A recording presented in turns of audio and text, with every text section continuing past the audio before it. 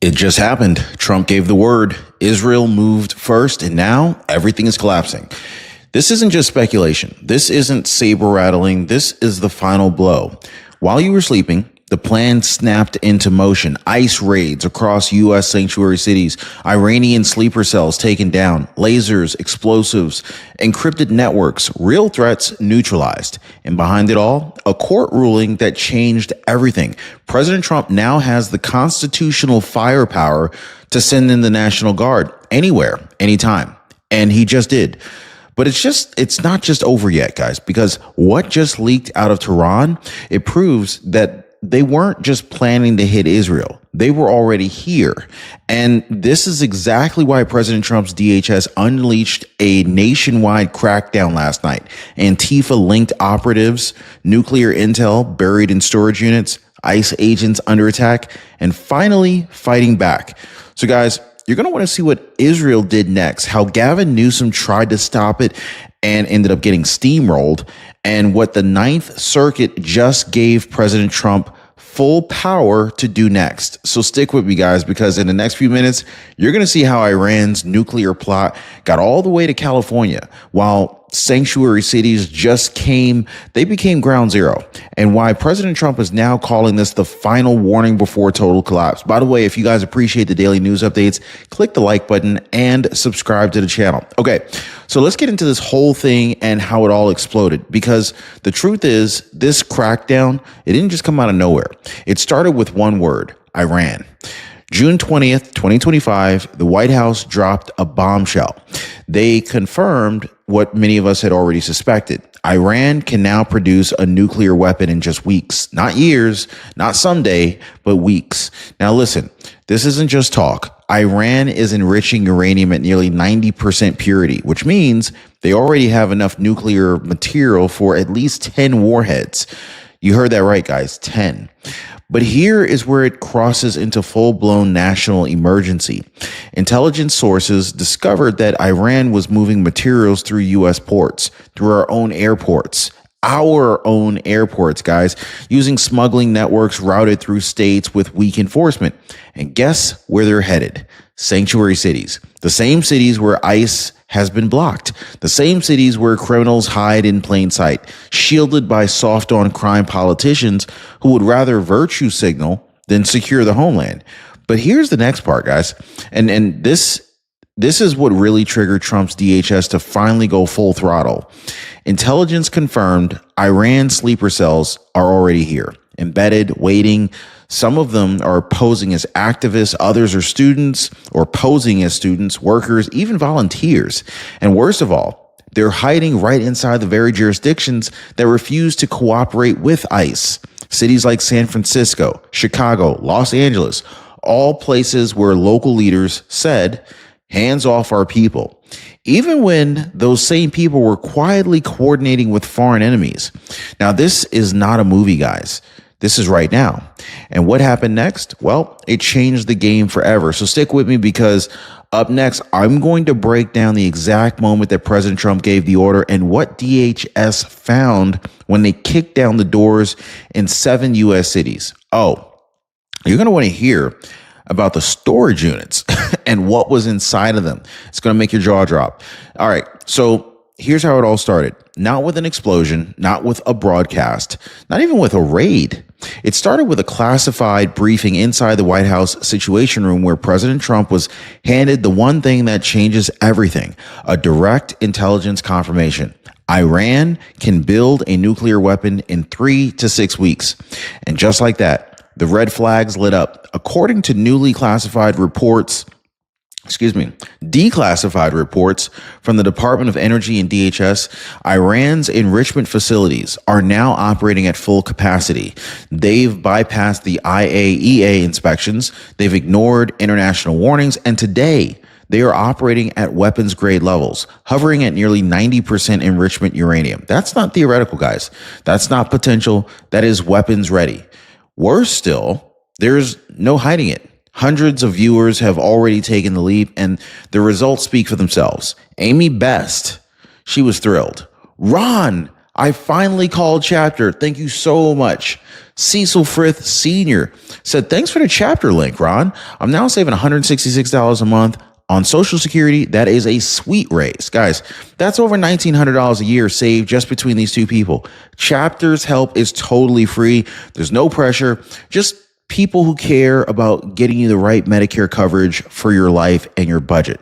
Hey, don't waste another moment. See how much money you can save right now. You can give them a call down below. Phone number is listed in the pinned comment or in the description, or better yet, hit them up on their website at askchapter.org/Ron. Make the call. You'll be so glad you did. Now, the Iranian regime is now openly boasting about their capacity. They're not worried about sanctions. They're not worried about the UN because they believe that the United States, especially under weak liberal leadership in the past, won't do a dang thing to stop them. But that was before June 2025. That was before Donald J. Trump returned to the White House. And here's where it gets even darker, guys, and far more dangerous. DHS confirms that Iranian intelligence has been using our own immigration loopholes to move sensitive material and operatives into the United States. Smuggling routes traced through Houston port terminals, Southern California freight hubs, and even international passenger flights into New York and Chicago.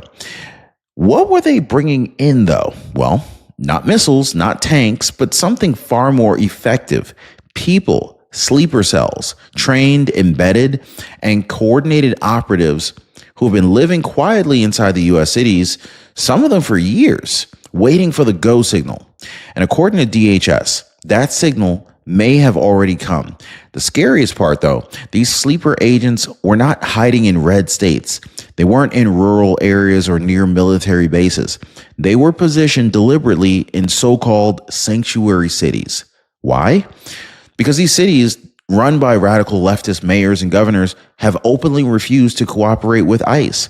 They've banned law enforcement from checking immigration status. They've blocked DHS access to local intel. They've sheltered foreign nationals with criminal records. These cities became safe zones for hardworking immigrants, not for cartels, terror financiers, and foreign intelligence assets. And so the Iranian regime, they knew that. In fact, new intercepted communications between Quds Force leadership and proxy operatives inside the U.S. confirm explicit references to cities like Los Angeles, San Francisco, Portland, Chicago, New York City. Now, one chilling message read, "The police will not touch us there. They fear their own people." This is what we're up against. And here's what you really need to understand here, guys. This wasn't just a foreign policy crisis. This wasn't just a nuke problem. This became a homeland emergency. President Trump was briefed. The risk was real, and the plan was clear. Identify, isolate, and eliminate every sleeper cell operating under Iranian control inside the United States. And that is when the gears of justice began to turn. Now, hang on, guys, because what happens next? This is something that we've never seen before. Okay, I want to walk you through exactly how this operation ended up getting launched.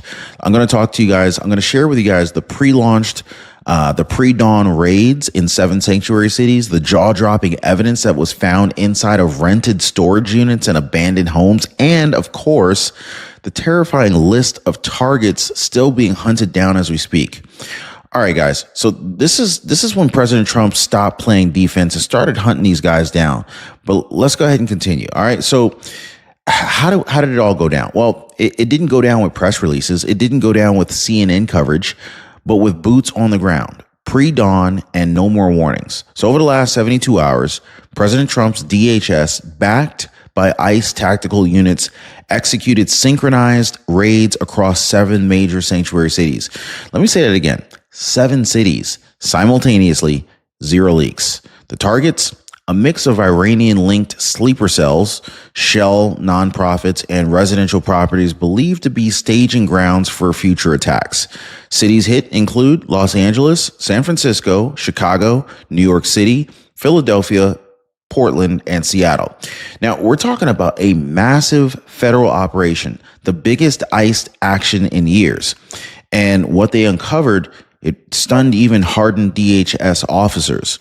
Now, according to the department's official briefing, 43 high-priority suspects arrested, all foreign nationals with direct ties to Iranian intelligence, Hezbollah financiers, or Qud force backers. Agents recovered encrypted hard drives, fake passports, and get this, traces of uranium stored in lead-lined containers inside self-storage units in San Jose and Chicago. Now, there were dossier,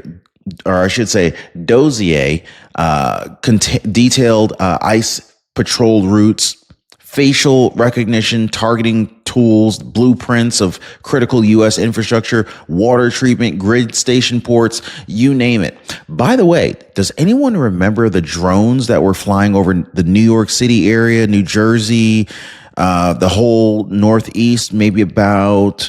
right as President Trump was about to be inaugurated, or right around that time, beginning of 2025.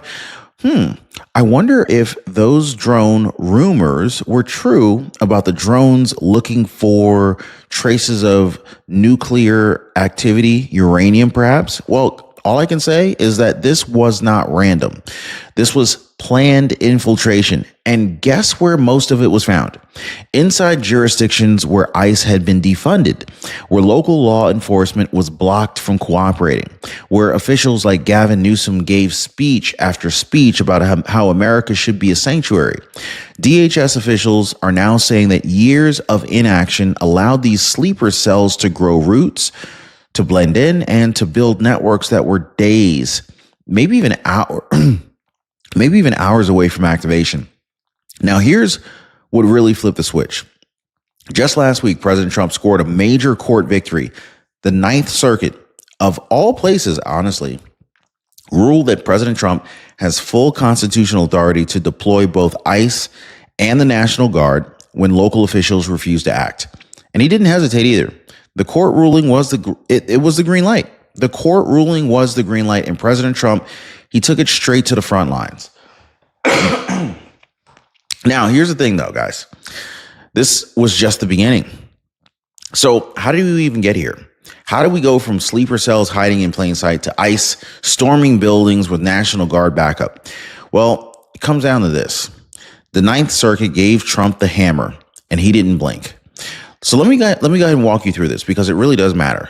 The Ninth Circuit Court of Appeals, one of the most liberal courts in the entire country, handed President Trump what many are calling his biggest legal victory yet in his second term.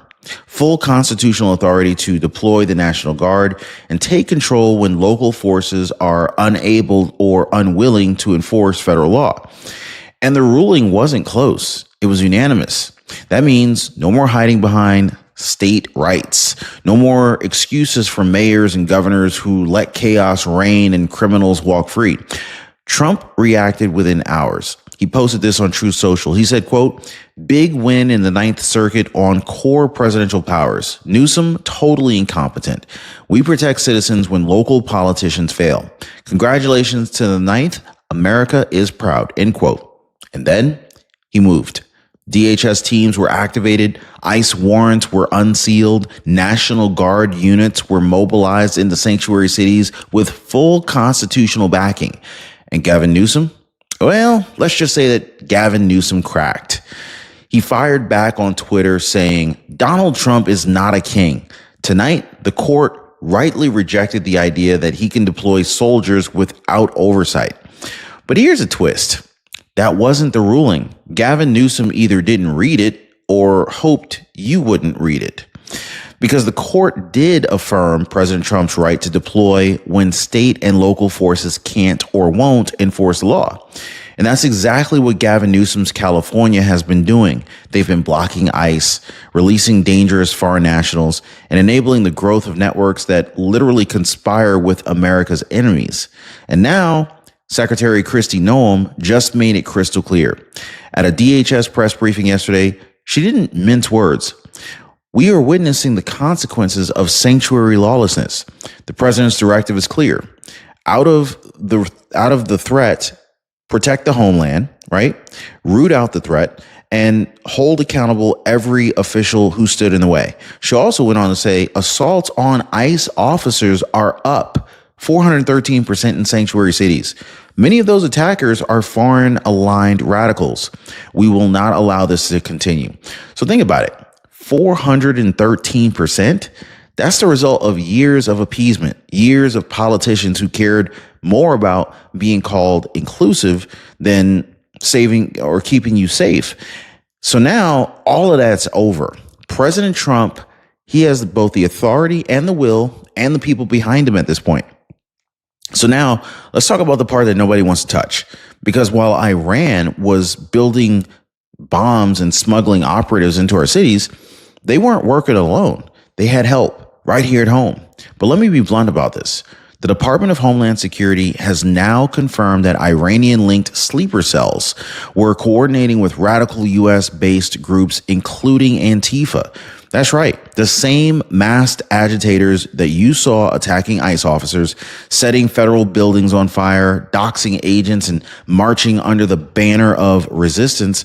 They weren't just angry activists. They were being used. So according to internal DHS memos leaked last week, there is now evidence of encrypted communications between Antifa-aligned organizers in Portland and foreign actors with known ties to Hezbollah and Iran's Quds Force. These messages include tactical riot maps, drop locations for burner phones and encrypted USBs, even translated propaganda supporting Hamas, Hezbollah, and Iran's anti-Israel rhetoric. And let's be clear, this wasn't just talk. These groups were actively sharing surveillance footage of ICE facilities, federal buildings, and officer patrols. So they were gathering intel. They were targeting Americans, and they were prepping for something a lot bigger. And this is why ICE agents in 2025, under the Trump administration, now operate masked with full federal protection. You've probably seen the media meltdown over this, right? Democrats like Eric Swalwell and Rashida Tlaib, they're whining about ICE looking like the KGB.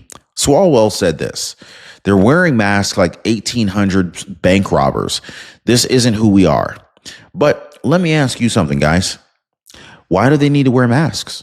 Because they're under attack. Because radicals are posting, they're basically putting up posters with their faces and home addresses all over downtown Portland and San Francisco, because their wives are getting threats. Their kids are being followed. That's not okay.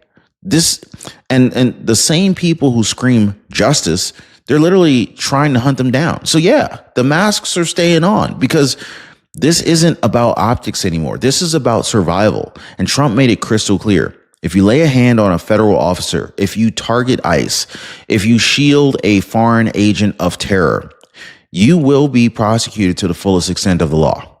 And this isn't the Biden era. This isn't community policing or reactive justice. This is the rebuilding of American law and order, and it's happening right now, guys.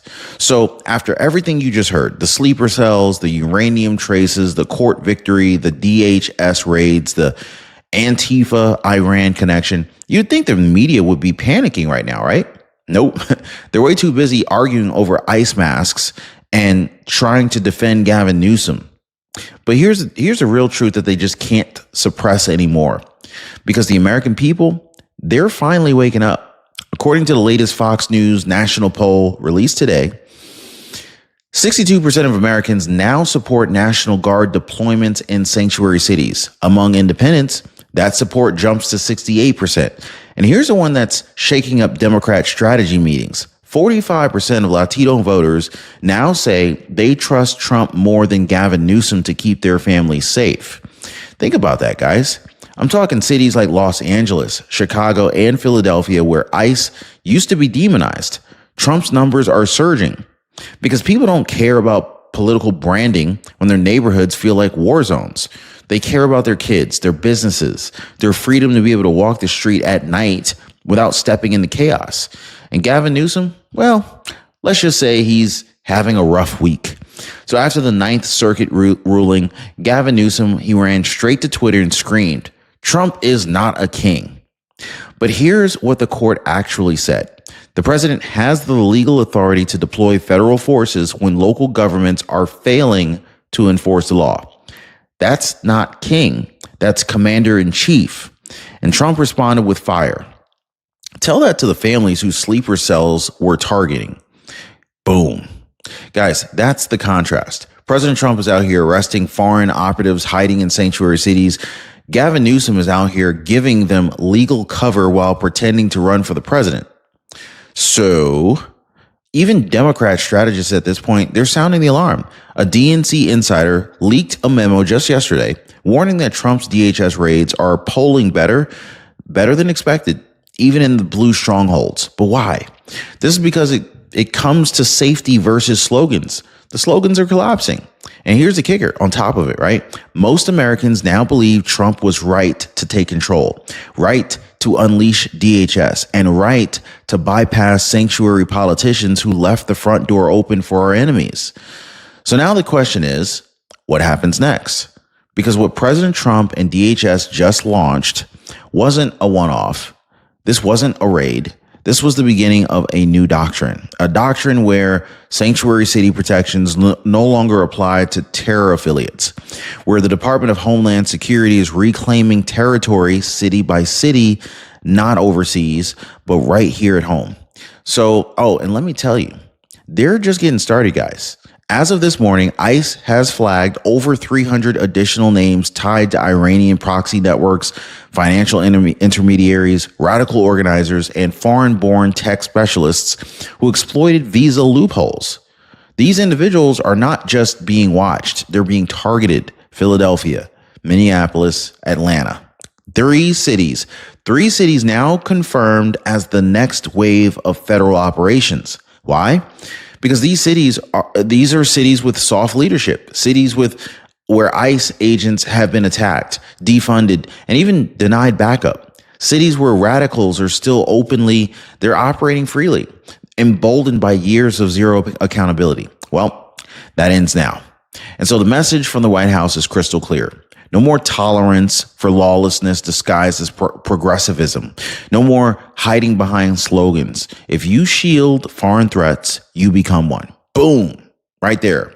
Meanwhile, National Guard, now fully authorized under Title 10 U.S. Code, thanks to last week's court victory, has begun pre-positioning multiple units at major ICE staging facilities across the country. And these aren't media-friendly photo ops, guys. These are preparations. DHS is gearing up for the largest coordinated sweep in U.S. history. And this time, there will be no warnings, no sanctuary loopholes, and no immunity from prosecution. And President Trump, he's not blinking. In his own words, we let them in. They tried to hurt us from within.